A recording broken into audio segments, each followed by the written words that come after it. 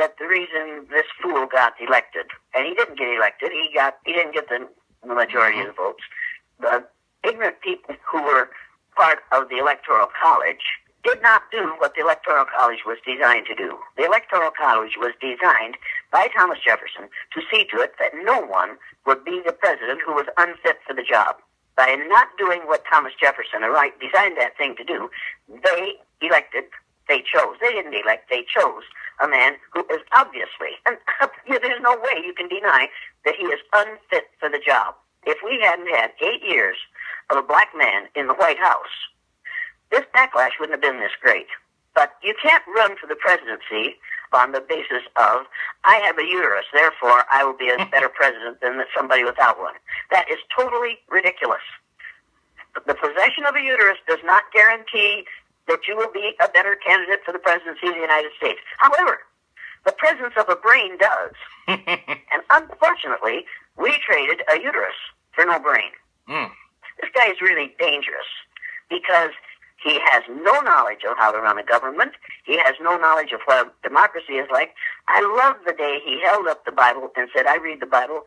In 2 Corinthians, it says, and I fell out laughing. I thought 2 Corinthians went into a bar. I was just absolutely amazed that he doesn't even know that much about the book that he's holding up. See, it's the level of his lack of knowledge is phenomenal. Absolutely phenomenal. He is a perfect example of how you can buy a business and how you can buy a job and how you can bully yourself into a position where you don't belong. I can remember when Richard Nixon said to a group of white people, I'm trying to save the White House for you white people. And I liked Richard Nixon until I found out how very bad he was. But when he said, I'm trying to save the White House for you white people, that upset me a whole lot. And when Ronald Reagan said, we're going to take you back to the shining city on a hill, God put this shining city on a hill so that we could come here.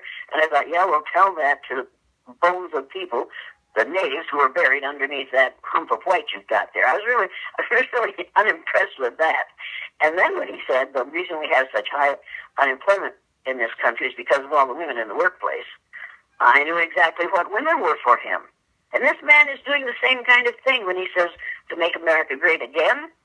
Instead of the word again, what he's thinking is, let's go back to the 50s. That's what Reagan wanted to do, and that's what this person wants to do. Because the 50s were good for white males. They weren't worth a damn for the rest of us.